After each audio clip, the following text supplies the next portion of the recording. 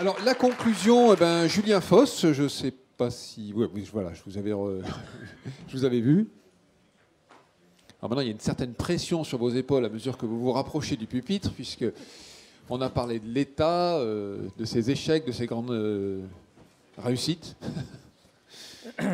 Merci d'être là, en tout cas. Merci de m'avoir invité. Après ce que j'ai entendu, il faut que je change tous mes éléments de langage. Je vous prie d'abord d'excuser le directeur de l'eau et de la biodiversité qui devait clôturer cette journée, mais qui est retenu au Sénat parce que nous sommes en plein examen de la loi relative à la reconquête de la biodiversité. Et au moment où on parle, on traite de la question de la brevetabilité du vivant et des gènes natifs, donc des sujets importants. Merci à la FNAB donc d'avoir organisé cette journée de présentation des activités des sites eau et bio, dont les actions ont été mises en évidence, en exergue tout au long de la journée, et qui occupe une place tout à fait centrale pour contribuer à l'amélioration de la qualité des eaux dans notre pays. Alors, il y a une étude récente du Conseil d'analyse économique qui est placée auprès du Premier ministre et qui a montré que si on souhaitait garantir à terme la compétitivité de l'agriculture française dans son ensemble, il était indispensable de développer des systèmes agricoles qui préservaient les ressources naturelles et la biodiversité. On est arrivé aujourd'hui à un stade où le coût des impacts négatifs des systèmes conventionnels agricoles sur l'environnement sont supérieurs aux bénéfices liés aux accroissements de rendement permis par l'utilisation des produits phyto et des engrais. On estime aujourd'hui à peu près 1 à 3 milliards d'euros par an les coûts pour la société de ces externalités négatives. Les pollutions diffuses agricoles sont l'une des principales causes de la détérioration de l'état des eaux. Et bien évidemment, comme on l'a vu tout au long de cette journée, l'agriculture biologique constitue une solution tout à fait centrale pour limiter ces impacts.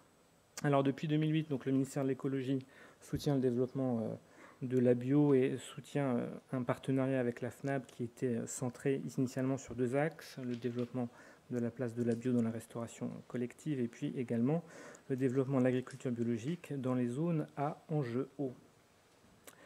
Le ministère de l'écologie donc soutient fortement la structuration du réseau que je vous représentais aujourd'hui, puisqu'il permet de rapprocher l'ensemble des acteurs et les institutions publiques impliquées au niveau national, l'ONEMA, les collectivités locales, les agences de l'eau, les parcs naturels régionaux, les acteurs de la recherche et du développement qui occupent une place importante, et également les structures de promotion de l'agriculture biologique et les organisations professionnelles.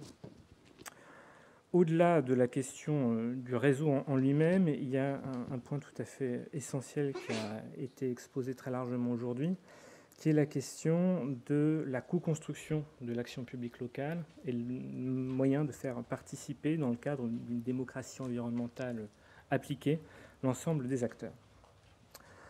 On a aujourd'hui un certain nombre d'outils co-construits grâce au réseau et grâce au site pilote qui permet de mieux comprendre en quoi l'agriculture biologique contribue à la protection des ressources en eau et permet d'inciter les acteurs locaux à monter des projets de territoire qui vont dans le sens du développement de l'agriculture biologique.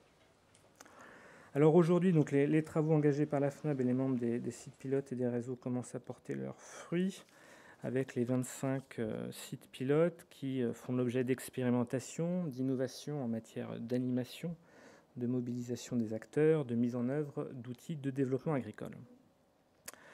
Cette journée donc, a permis de revenir sur un certain nombre de ces expérimentations qui illustrent l'opportunité de construire des projets territoriaux qui visent à faire évoluer les pratiques agricoles en se fondant sur les spécificités des territoires et en développant une gouvernance locale participative. Et au-delà de ces expériences, il y a aussi un certain nombre d'outils dédiés à l'accompagnement d'actions qui ont été présentés aujourd'hui et qui sont particulièrement intéressants. Au-delà de la question des sites pilotes, puisqu'on fait encore un certain nombre de choses au niveau de l'État, je voudrais revenir rapidement sur la place qu'occupe aujourd'hui l'agriculture biologique dans les politiques publiques, qui est une place croissante en faveur du développement de la bio. D'abord, au niveau de la politique de l'eau, les nouveaux SDAGE ont été adoptés fin 2015 et définissent pour la période 2016-2021 les objectifs à atteindre et les mesures à décliner localement pour améliorer l'état écologique des masses d'eau terrestres et souterraines, avec un objectif d'atteindre 66% de ces masses d'eau en bon état écologique à l'horizon 2021. La protection des 1000 captages d'eau potable prioritaires contre les pollutions diffuses figure parmi les mesures phares des programmes associés, et la bio, au sein de ces périmètres, constituera une solution tout à fait importante. Le plan Éco-Phyto a été adopté également le 26 octobre dernier, avec une action qui cible spécifiquement le renforcement du développement de l'agriculture biologique. Alors, le plan Éco-Phyto s'attachera entre autres à encourager, dans le cadre de projets collectifs à l'échelle des territoires, le développement de l'agriculture biologique, notamment dans le domaine des grandes cultures. Et plus largement, il visera à mettre en avant comme référence technique celle de protection des cultures qui sont aujourd'hui utilisées par les agriculteurs en production biologique. Et les liens du réseau des fermes de référence déchets avec l'agriculture biologique seront en particulier renforcés. Ça a été largement évoqué, et il y a la question du foncier. On a aujourd'hui des outils de gestion du foncier qui peuvent accompagner la dynamique de l'agriculture biologique et de son développement dans les projets de territoire, avec des clauses environnementales qui peuvent explicitement citer la bio dans le cahier des charges des baux ruraux environnementaux. Et puis le projet de loi relatif à la préservation de la biodiversité qui est en cours d'examen au Parlement, qui, avec les obligations réelles environnementales, si elles sont adoptées, pourra aller un peu plus loin encore. Enfin, je reviendrai rapidement sur le programme Ambition Bio, qui est piloté par le ministère de l'Agriculture et qui vise à un objectif de doublement de la part des surfaces en bio d'ici fin 2017. Il s'agit vraiment, et on l'a vu, de structurer localement des filières bio, de contribuer à l'émergence de systèmes alimentaires durables territorialisés, ancrés dans les territoires, et qui permettent de répondre aux exigences croissantes des consommateurs en termes de respect de l'environnement et de développement d'une alimentation bonne pour la planète. Donc voilà très rapidement ce que je pouvais dire en cette fin de journée, parce que je vois qu'il y a pas mal de gens qui s'en vont. Je ne sais pas si c'est mon discours qui est moins brillant que le vôtre. Indéniablement, votre rhétorique était parfaite.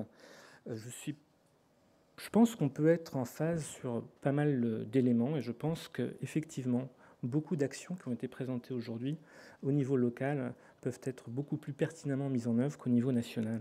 Et je ne pense pas du tout qu'il y ait d'orthogonalité entre les actions locales et les actions qu'on peut porter au niveau national ou européen.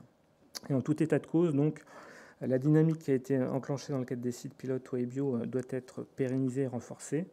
Et les pouvoirs publics, le MEDE que je représente aujourd'hui, mais également le ministère de l'Agriculture, y apporteront tout leur soutien dans les prochaines années. Je vous remercie. Merci beaucoup.